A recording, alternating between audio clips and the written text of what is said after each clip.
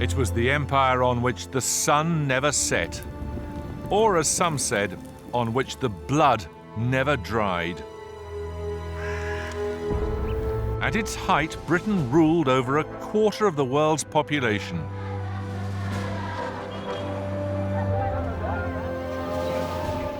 Many convinced themselves it was Britain's destiny to do so.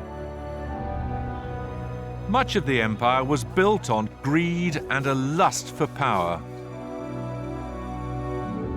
But the British came to believe they had a moral mission too, a mission to civilize the world.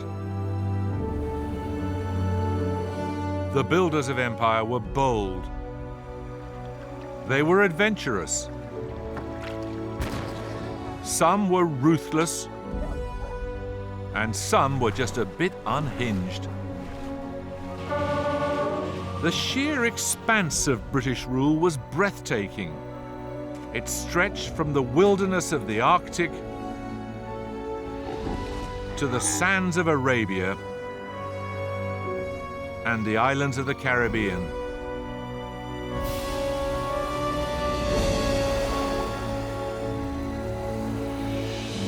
There was a time when Britannia really did rule the waves. And it's a memory which has never wholly faded.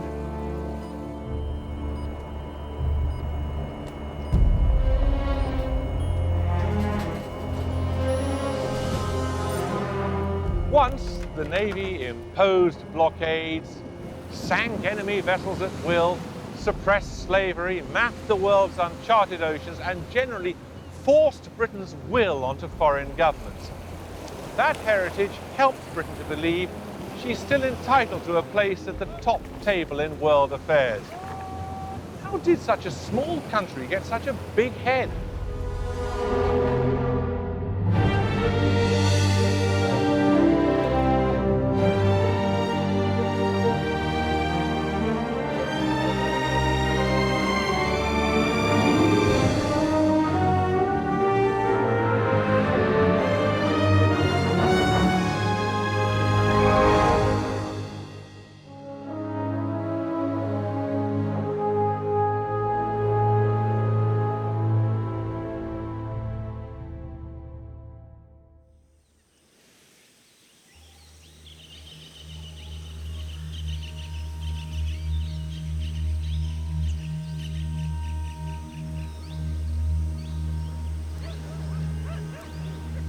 So much that shaped the extraordinary story of the British Empire was born here, in the complex, time-worn expanse of India. It was here the British learned the art of imperial power. Yet it was a treaty signed thousands of miles away that determined the fate of India. In February 1763, the great European powers were meeting in Paris to end years of war and to divide the world between them, from Canada to the Philippines. Britain's representative at the peace talks was the Duke of Bedford, a stubby, arrogant little man who'd never been to any of these places. In fact, his gout had made it difficult enough for him to get to Paris.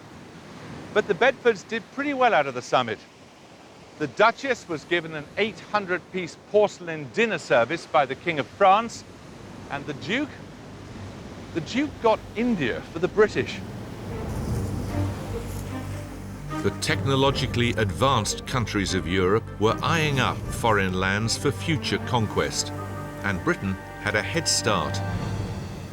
India was decisive. It gave Britain the resources, the markets, the manpower, and the prestige to build a worldwide empire.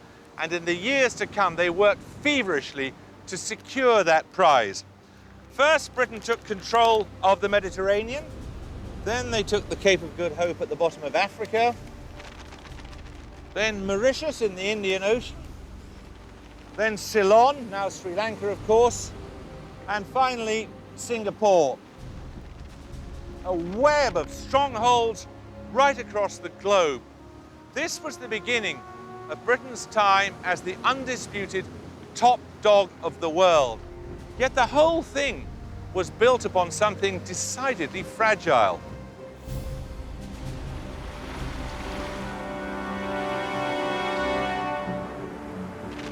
A small island like Britain couldn't by itself find the manpower to hold on to this vast new territory.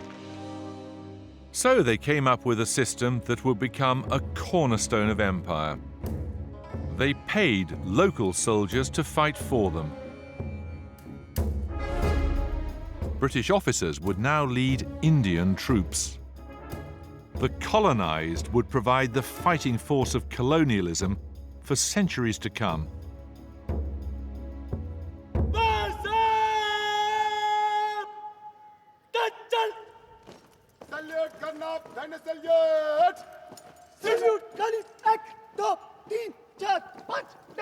The Madras Regiment, founded in 1758, is the oldest in the Indian Army. It spent most of its existence fighting not for independent India, but for Britain.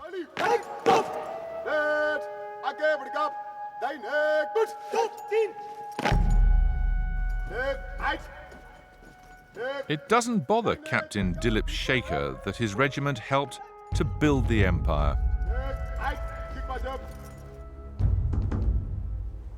These are the battle honors we won under the British. On the left, you can see these are outside India, like places like Bourbon, Ava, China, Afghanistan, Pegu, Afghanistan. Burma, Kilimanjaro. Yes. Oh, that's in the First World War in East Africa, isn't it? Yes. And then all these have Yeah, battles you these fought. are within India. Sure, but 3/4 of your battle honours are when you were part of the British Army. Yes. What do you think about that? That's great. Well, you were on the wrong side then, if you're from an Indian nationalist point of Yeah, view. Weren't you? You basically were a fighting for the soldier. British. We were soldiers, and a soldier does not know whose region it is for he is fighting. Tomorrow, I have a fight with any other country. I'm told to fight with that country. I don't have any personal grudges. Do you think? I mean, do you think the British being here was a good thing or a bad thing or what? Whatever happens in the history is history, but still we should not be going into that. But yes, they have done good for us and even bad to us that way. But it's a good thing they're not here, isn't it?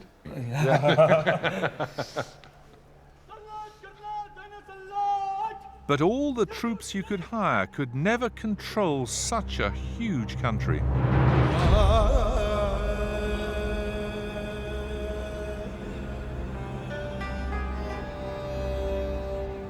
The British needed a political system to keep them in power, and they found it in the Indian princes.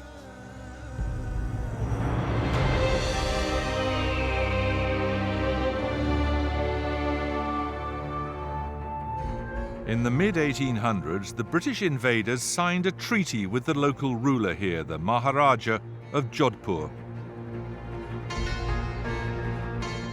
They promised him he could go on running his kingdom just as before, but he'd have to pay them for the privilege.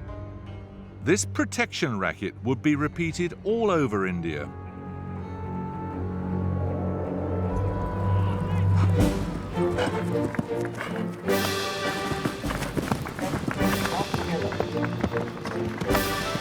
Fantastic goal there by Merankar. They have finally woken up, ladies and gentlemen. In time, the ruling classes of the two peoples would become entwined. Defender with the backhander, turning the tide a little bit. Ramesh on the near side.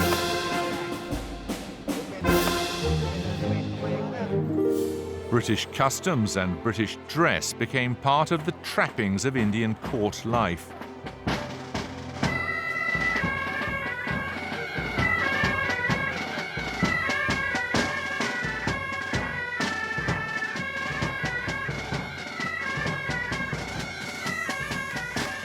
The present Maharaja is the product of both cultures.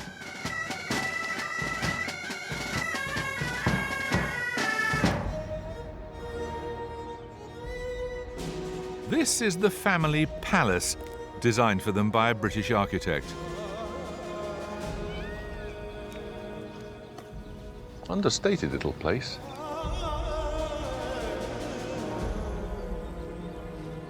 Good morning, sir. Welcome to Taj Mahal Palace. Good morning. Good morning. But as the British extended their grip on India, they tore up the treaty they'd made with the Maharajah's ancestor. They stripped the Maharajahs of their power, but let them keep their palaces.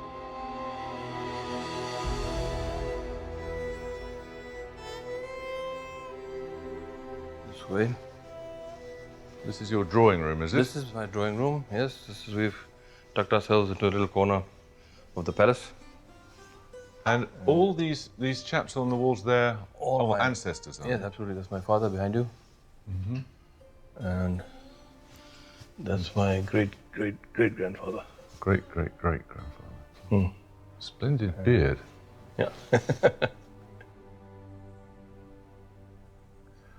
I suppose the first question is, what should I call you? Babji. What does that mean? Everyone calls me Babji. Babji is a term of endearment as well as a term of respect. What does it mean? Literally, it means Bap, which means father. And G is like an honorific. But even as a child, you were called Babji? Yes, absolutely. Your own involvement, of course, in Britain is considerable, isn't it? Since the age of 8. You were sent away to school in England, then? Prep school, yes. Prep school to Cot Hill, then Eton, then Oxford. 14 years in all. So you were really brought up as an English child? English boy. But I would switch. Is that good? I would switch, being what I was. Being the Englishman and become an Indian when I came home. When you look back at that original treaty, how do you feel about the British reneging on it? My ancestor at that time, he was very unhappy. First of all, to sign that treaty in the beginning. But he had no option left to self-preservation. But then he was very unhappy with it. Until the period came when we learned how to use that presence to our advantage, get the best out of the system. And at that point, it becomes unclear who's pulling whose strings, doesn't it? Quite tricky.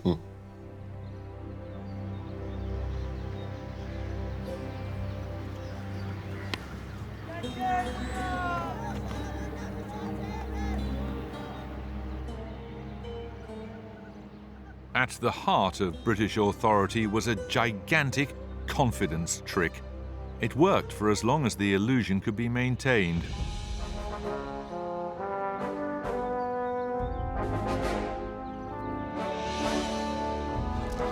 Take Government House in Calcutta. It was the seat of British power in India.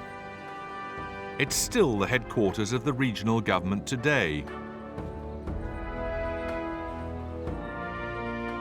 When it was built in 1803, there were fewer than 6,000 British officials nominally ruling over some 200 million Indians.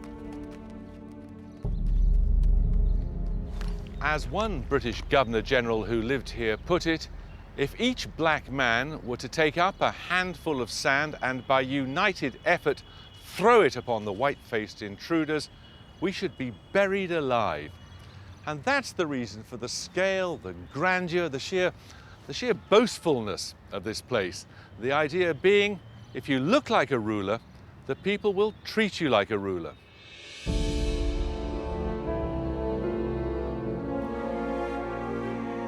It helps to explain that arrogant, self-satisfied look you see on the faces of so many British imperialists. But the appearance was an enormous bluff. It could only be a matter of time before that bluff was called.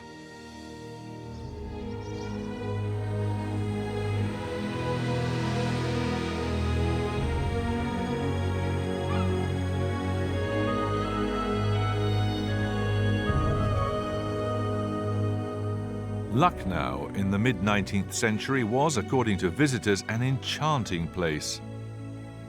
The British here enjoyed a life of luxury and tranquility. But in May 1857, all that changed.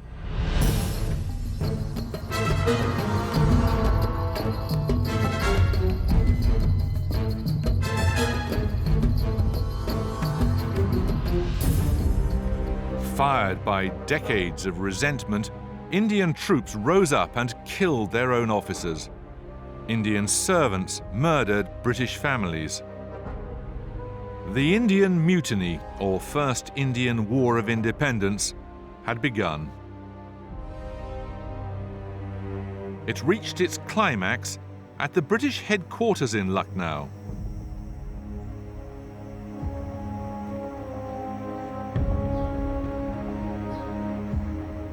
Here the myth of imperial power was shaken to the core. 3,000 British and loyal Indians were trapped inside and surrounded by 8,000 rebels. A terrifying siege was about to begin.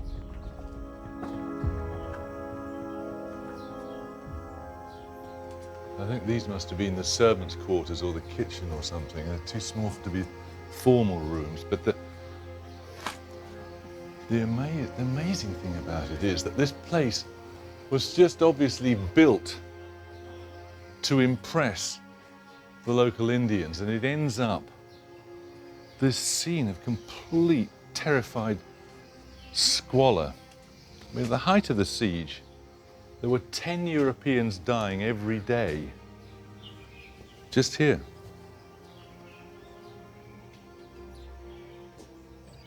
And these must be the marks of some of the cannonballs that struck the building. These ones didn't actually go through, but in other places you can see the balls have just gone straight through the wall.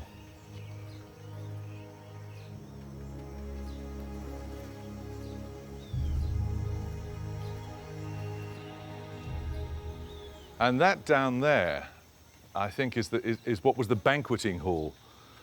But during the course of the siege became used as the hospital and was absolutely packed with the wounded, obviously, but also the sick, because inevitably what happened was that all the latrines filled up and overflowed, and there were corpses rotting in the heat everywhere, so cholera broke out. And it was the job of many of the small children to wipe the flies off the faces and the wounds of the injured inside the hospital there. It must have been an absolutely appalling scene.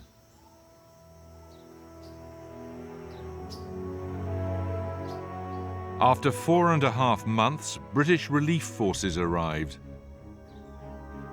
As they fought their way into the stinking ruins, they showed no mercy. In the story of empire, rebellion always met with savage retaliation.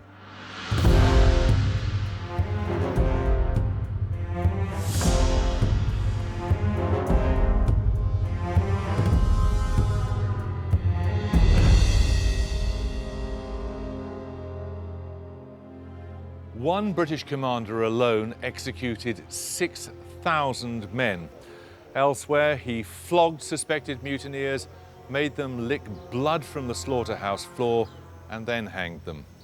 In other cases, mutineers were tied to the ground, branded with hot irons, told to run for their lives, and when they did so, were shot dead.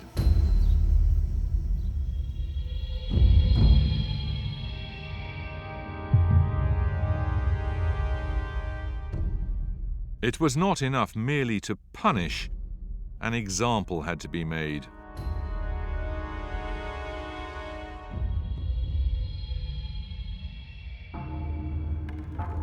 The psychological impact of the conflict was massive. Each side now knew how very thin was the veneer of civilized coexistence, that with the right provocation, they could unleash hell on each other.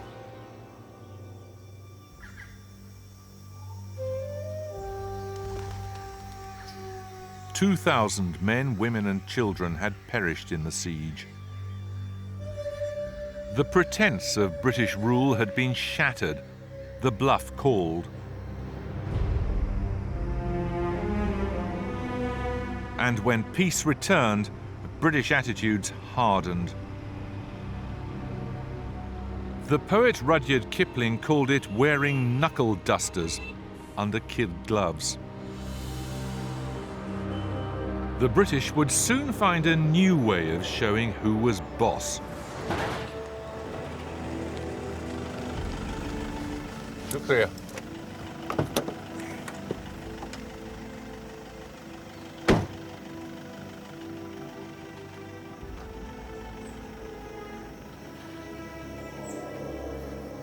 This bleak patch of waste ground outside Delhi was once the setting for a series of extraordinary spectacles.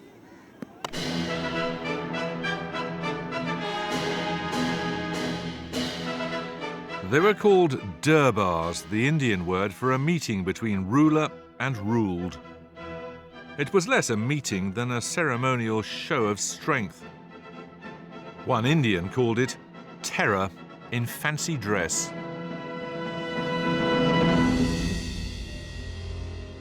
Presiding over each of these gaudy ceremonies was the British ruler in India, the Viceroy. One of them understood the power of extravagant display better than any other. Lord George Nathaniel Curzon went the rhyme, was a most superior person. He liked to assemble his magnificent uniforms, including assorted foreign decorations, from various places, one of them being a London theatrical costume shop.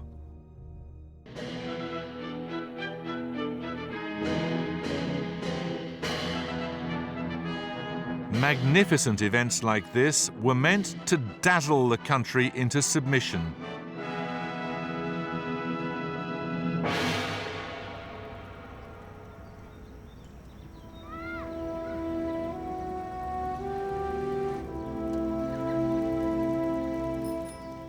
A few old statues in the corner of this foreign field are all that's left.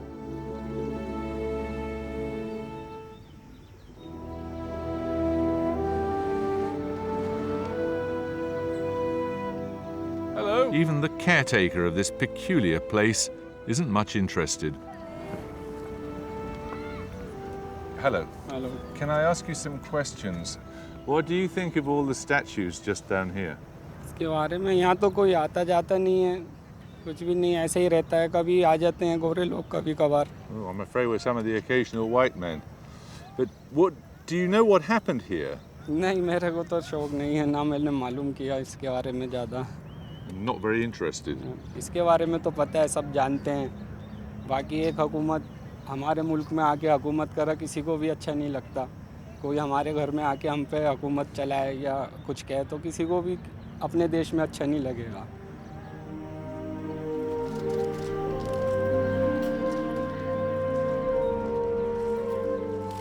There's one relic of the British Raj that still exerts something of its old magic.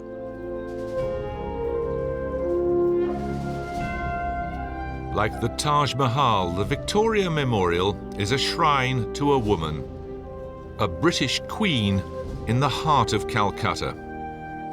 In the person of Queen Victoria, the British liked to believe the empire had achieved human form.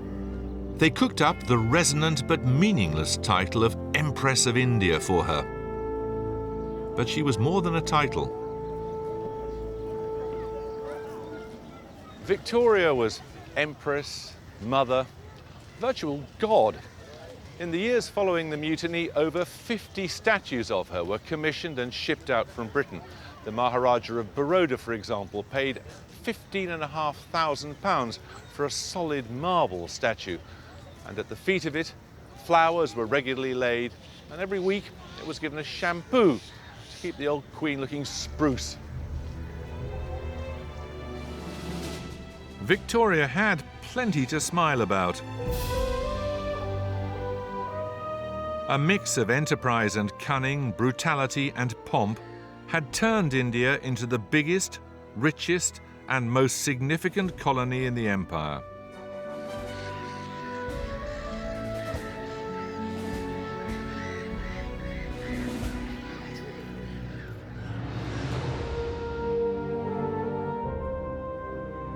By the closing years of Victoria's reign, India formed the heart of an empire that stretched from Canada in the west to Australia in the east.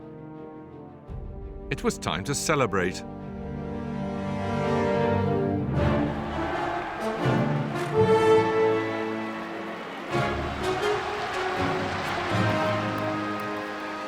Victoria's Diamond Jubilee on the 22nd of June 1897 was the grandest showing off of empire Britain would ever see. If the Indian durbars were designed to cow the empire's subjects, the Jubilee was a piece of theatre meant to fire the British public with imperial fervour.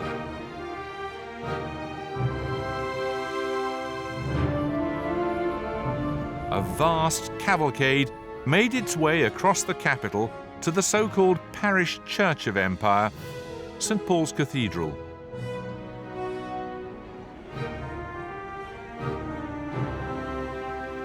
Thousands of troops had been summoned from all over the empire. Canadian hussars, Indian lancers, Cypriot policemen wearing fezzes, Jamaicans in white gaiters. There were Hong Kong policemen, Australian cavalrymen, Dayaks, Maoris, Rajas and Maharajahs.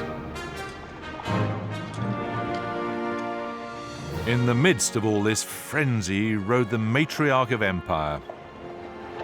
She allowed herself an occasional tear. The day was marked by celebrations throughout her colonies.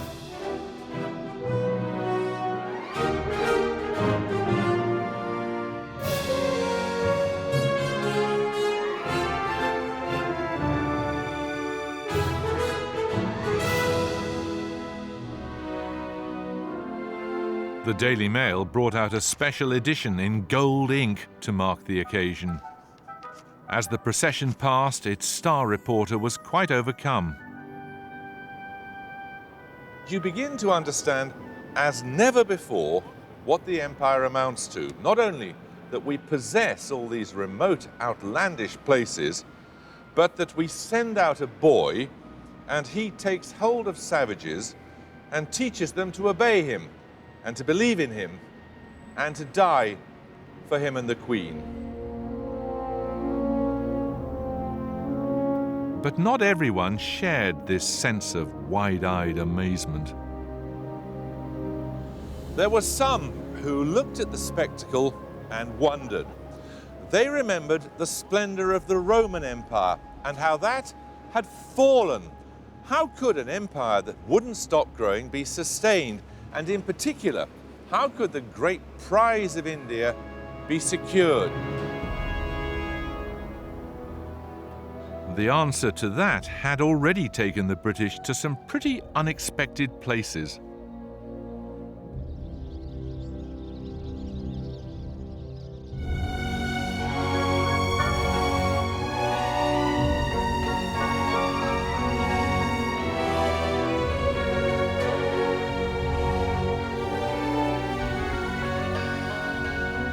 One morning in September 1882, the Egyptian people woke up to find they were not alone. A British army had landed and was advancing on the capital.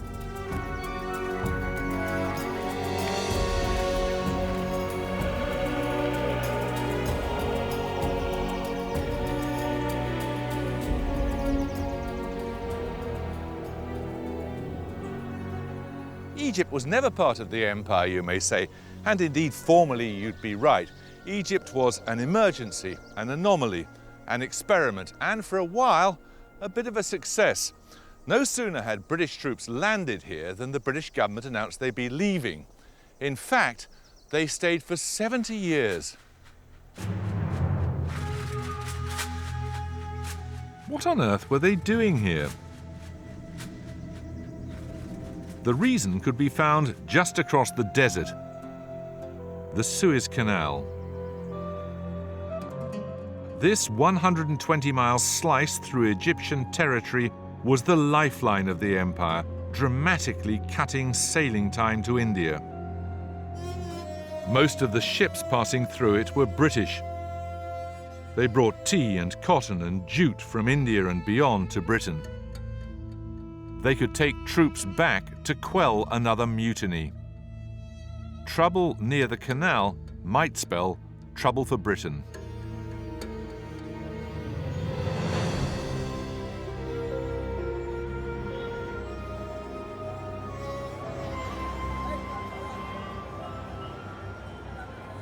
And trouble had been brewing in the streets of Cairo. Egyptians were angry about foreign influence in their country. When riots broke out in the city, the British grew nervous.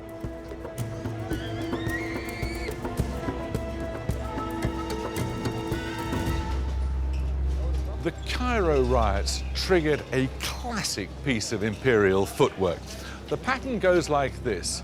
British people or British interests are threatened, British forces are sent to protect them, and they never leave.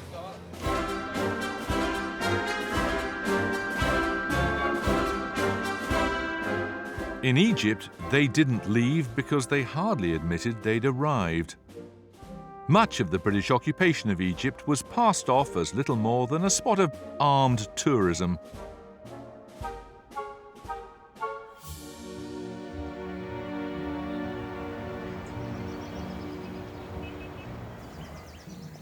Good morning. Good morning. Thank you.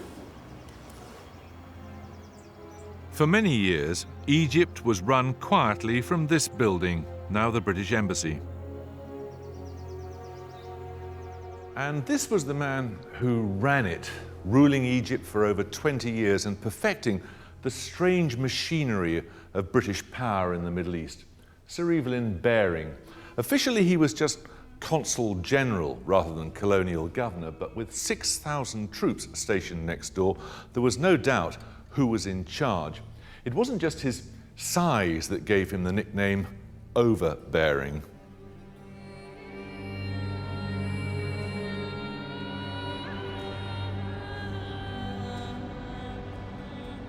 Baring was an imperialist through and through. He regarded the Egyptians, and indeed most foreigners, as children, and he treated them accordingly, with occasional concern and permanent disdain. It earned him their profound resentment.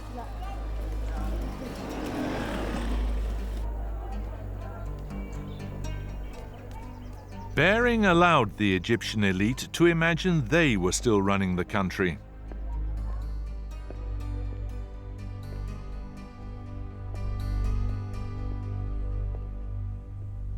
The British are easy to deceive, said one Egyptian politician, but when you think you've deceived them, they give you the most tremendous kick in the backside.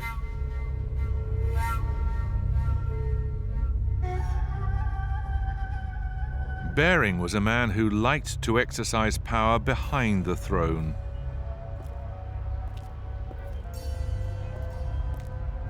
He did not give commands, but it was said, advice which had to be taken.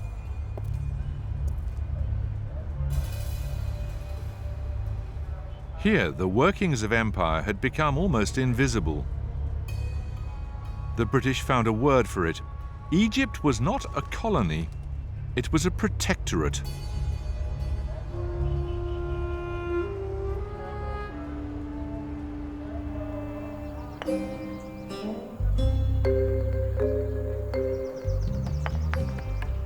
Baring allowed himself 2 hours each evening to exercise at the Gezira Sporting Club.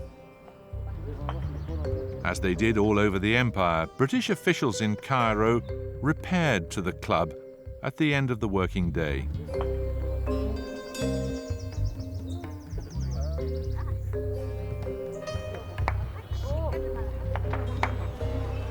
You can be so mean in croquet, can't you? And it is in many countries now. It is in many countries, Yeah. yes.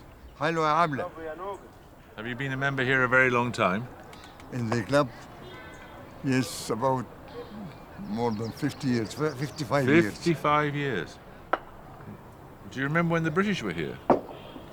Yes. And what did you think? I think they were forbidding any Egyptian to enter this club unless they take a license from Really? the British. Yes. Were you glad to see the English go? For sure. We weren't all bad, were we? Huh? We weren't all bad. All kinds of imperialism is bad.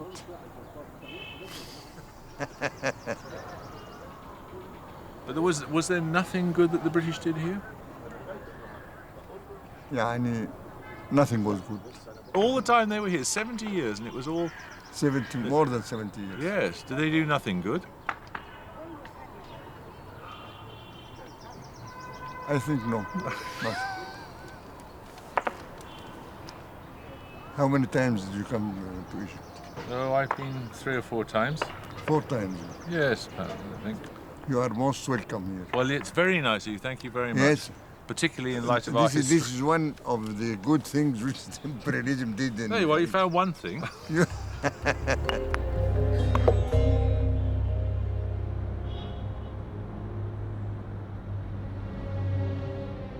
The temporary intervention in Egypt, the bit of empire that never was, would last into the middle of the 20th century. Bering himself, the Invisible Man, left in 1907 to retire to Bournemouth. Bering's last carriage journey from the British headquarters to the railway station was marked by what one witness called a chilly silence. I don't suppose he'd have cared that much. He wasn't here to be loved. But I wonder what he'd have made of the fact that even generations later, there were Egyptians travelling to England to spit on his grave.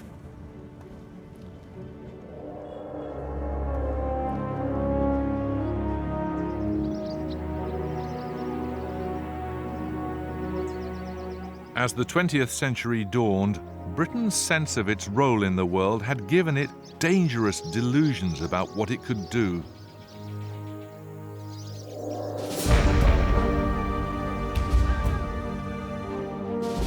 World War and its aftermath would expose these delusions in a merciless fashion.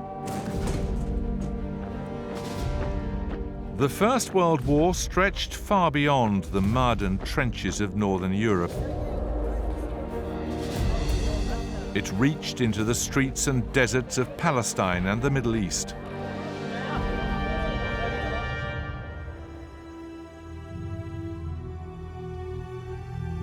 Once again, Britain feared for its key strategic asset, its lifeline to India, the Suez Canal.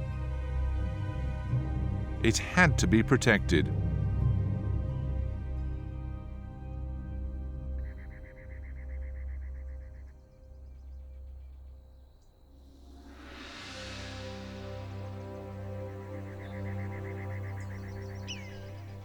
The region was ruled by Britain's war enemy, Turkey. In their desert conflict with the Turks, the British needed allies. The Bedouin tribes of the Arabian desert knew this arid land, and they knew how to survive in it. If they could be encouraged to rise up against the Turks, they might prove invaluable. But who could unite them?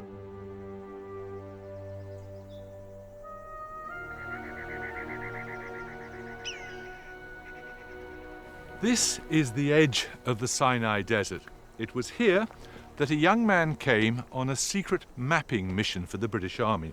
It was disguised as an archaeology field trip, and it was the beginning of a long love affair with the desert and with the Arab people. That love affair created one of the most romantic figures in the history of the British Empire, Thomas Edward Lawrence, Lawrence of Arabia.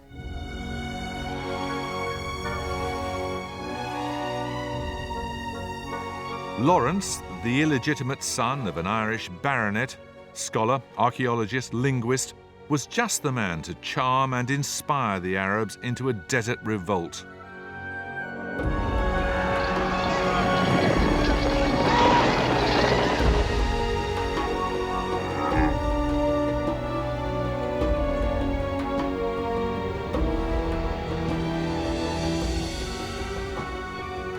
The story of an Englishman leading an exotic army across the desert caught the public's imagination. In contrast to the mud and murder of the Western Front, here was a sweeping campaign fought in blazing sunlight. And here too was a different kind of imperialist. Romantic, idealistic, dashing, and slightly nuts.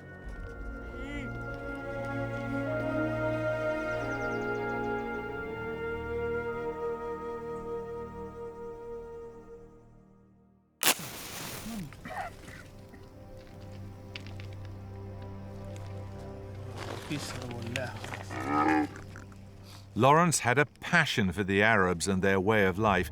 His ability to live like them impressed them. So did the gold from the British treasury he brought to pay them. Shukran.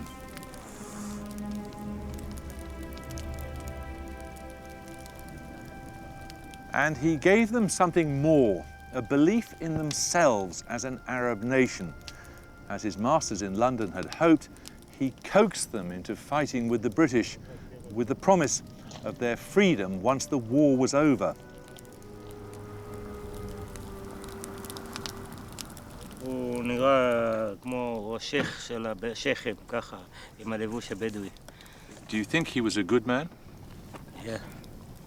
Why? איך אומרים? איך אומרים? גבר. לא חשוב מה הכוונה. He was a real man, הוא גבר, לא משנה מה התפקיד שלו, הוא אחד כזה שחשוב. אז אחד כזה אתה נמשך אליו, אתה קורא עליו, אתה רוצה לדעת מי זה האיש הזה. Do you think that the promises that he made were ever kept? שום דבר באזור פה לא, שום הבטחה לא התקיימה. פה באזור. Lawrence promised his Arab fighters freedom from foreign rule. They believed Palestine would be theirs. There would be many more promises made, and just as many broken.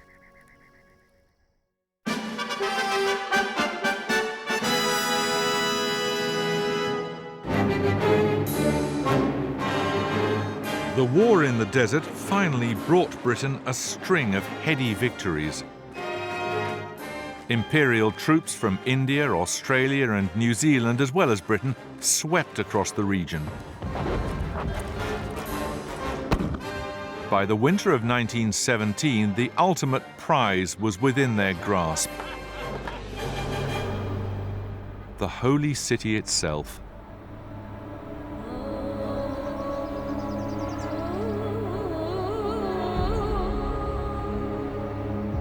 And so was born the dangerous conviction that the interests of the British Empire and the will of God might be one and the same.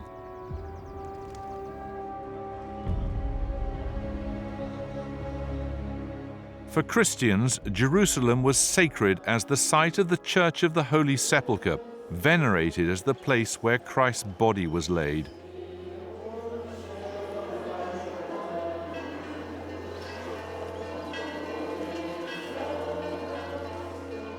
But Jerusalem was sacred to other faiths too.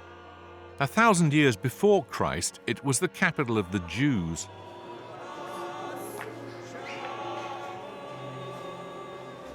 Sharing the city with the Jews in relative peace were the Arabs, for whom Jerusalem was one of the holiest cities in Islam.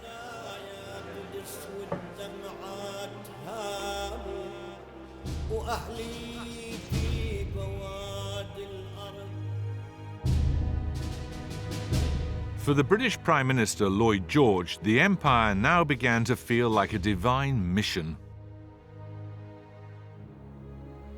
Most British political leaders had been brought up on the Bible.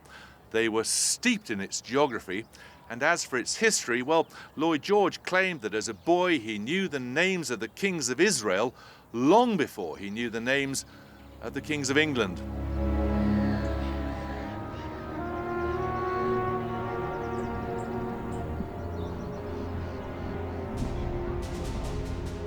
At noon on December the 11th, 1917, British forces entered Jerusalem. In a show stage managed from London for this imperial victory, the trappings of power were discarded. Commander-in-Chief General Edmund Allenby dismounted from his horse and entered the city on foot. To a watching world, Allenby was proclaiming that he came not as a conqueror, but as a pilgrim.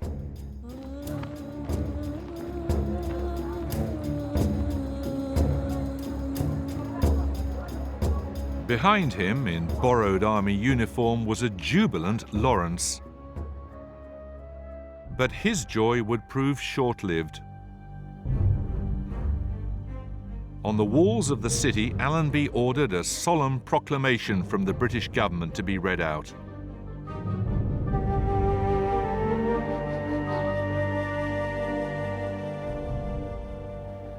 He knew, he said, that the place was sacred to three great religions, that its soil had been sanctified by prayer and pilgrimage, and he promised to preserve it. But for all his fine words, Allenby had been handed a ticking time bomb.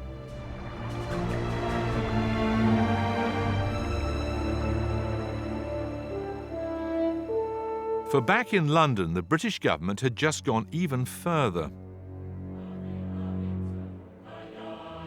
The Jews of Europe, scattered for centuries, had been made a remarkable offer.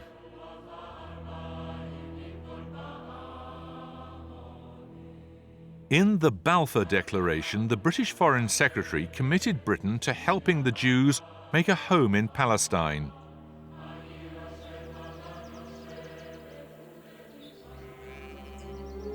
Playing God in the Holy Land was an astonishing gesture. The British had come to feel they were agents of destiny. They had become powerful enough, and you might say well-meaning enough, to believe they could solve the problems of the world. The promised land had now been promised once too often.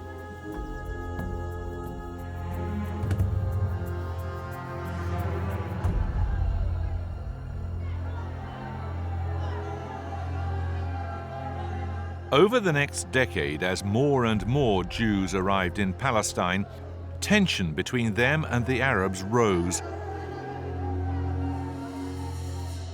It came to a head at the Wailing Wall in the heart of Old Jerusalem.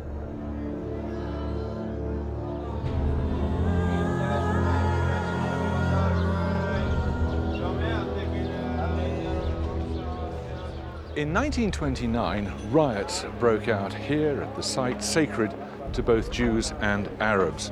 The riots spread, and later Arabs murdered Jews in their homes. The British police were completely outnumbered, and the British authorities decided that from now on, all Arab outrages would be met with real aggression. The British want peace at any price. They try to restore order, search everybody. They act as if both sides are equally guilty. To the Arabs, the British had broken the promise of freedom made to them by Lawrence. Instead, the Arabs were having to give up their land to the Jews. The Jews felt the British were failing to honor the terms of the Balfour Declaration and the promise of a national home for them. Both sides made their case with gelignite.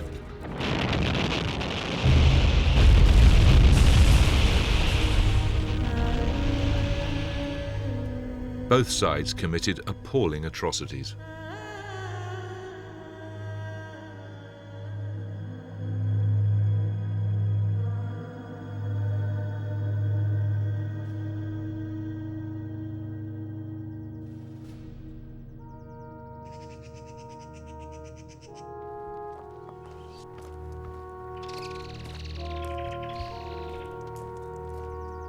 Palestine became a posting from which many never returned.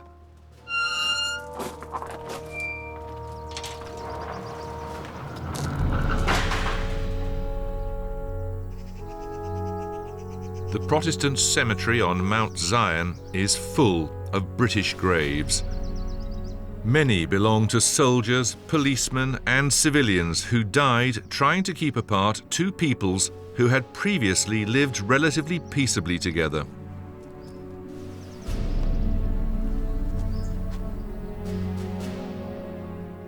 After a while, you begin to notice one date keeps reappearing. The 22nd of July, 1946.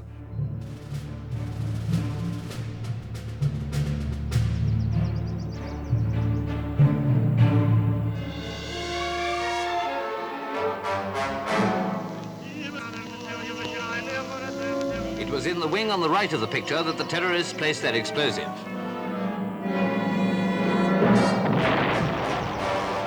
hotel housed the British Army headquarters and the Palestine government offices, and casualties were very heavy. 91 people were killed, including 41 Arabs, 28 British, and 17 Jews.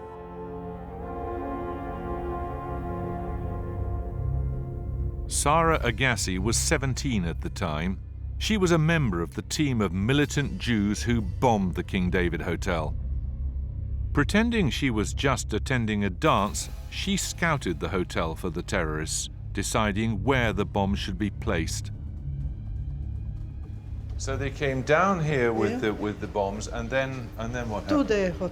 To the place where we not. No, it's not here. There. Through there. Of course. It was open. Do you recognize it? Yeah, of course. We came from here. This was the place that you had been looking at when you came dancing that day? Yes, here. Here was the bar, and here was the orchestra, and all this was very big, and we danced. A lot of chairs and tables, beautifully lamps, and everything was very beautiful. Now, where were the bombs put? Into these columns. This is one of the columns that supports the whole hotel, I guess. Yes, or this corner of it. It's not one, 2, 3, but 4, 5. 5 columns, 5 bombs.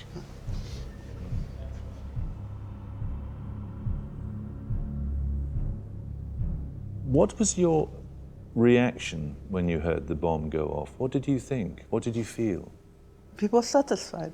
You were satisfied? Yes, it was a mission. You've never been worried about what you did? Of course I was worried to succeed. But your sense of morality, your conscience hasn't bothered you since? No, we fight for to have a Medina, to do something against the British.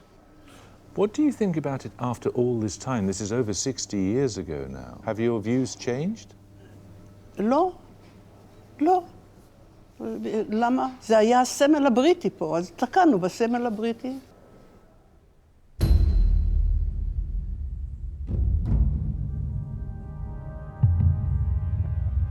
Do you not feel any thanks at all to the British? I mean, without the Balfour Declaration, there would have been no Jewish homeland in this part of the world. זה גם היה אינטרס של ממשלת הוד מלכותה להיות פה שליטים. Sure. The motive is neither here nor there. I mean, whatever the motive was, do you not think that the Balfour Declaration, the right of the Jews to have a homeland in Palestine... It was a good start. That was a good thing, wasn't it? Yes. And are you not grateful for the British for that? אפשר להגיד תודה, זה לא בעיה.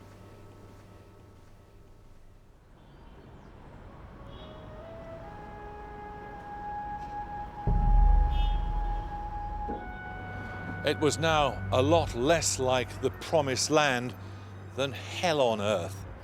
Tommy's Go Home, someone daubed on a wall, and beneath it, a despairing squaddy wrote, I wish we well could.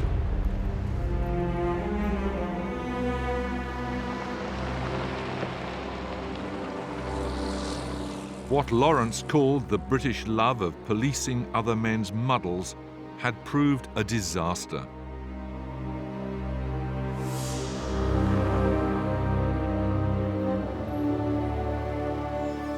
The British Empire is gone from the Middle East, but everyone still lives with the consequences of Britain's presence in Palestine. Divided peoples and a divided land.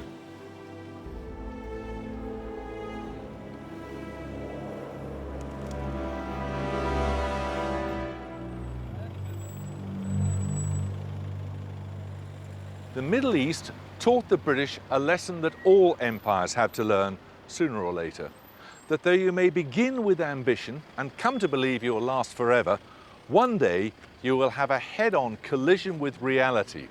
In the end, and there is no disguising this fact, the British ran away.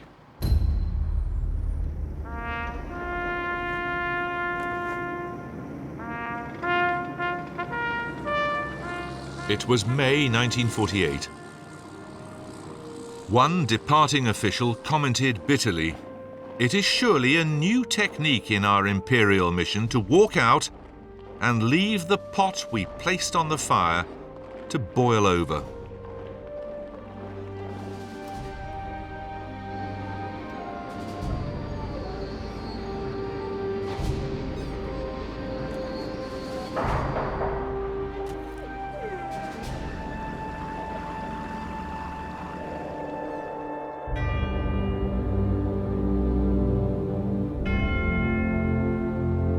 The bluff of British omnipotence had been called. It would be called again and again over the next few decades. The empire that had lasted more than 200 years would be dismantled in scarcely 20.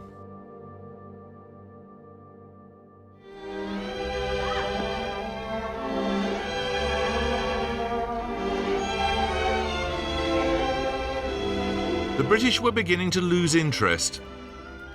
The battered country that emerged from the Second World War was more concerned with bettering the lives of its citizens than anything else.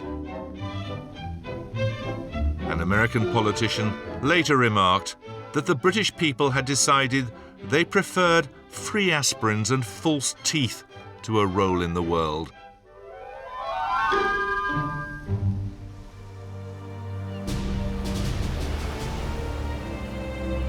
But it hasn't entirely turned out that way.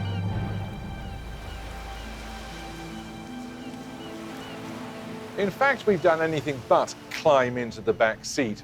The empire may be over, but imperial habits linger on.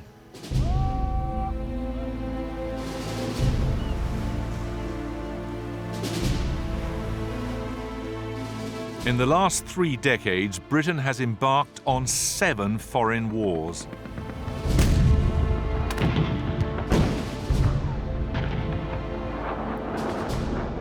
There were arguments aplenty for fighting any one of them.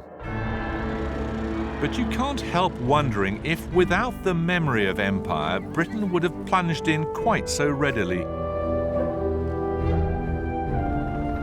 It's as if we can't quite let go of who we once were.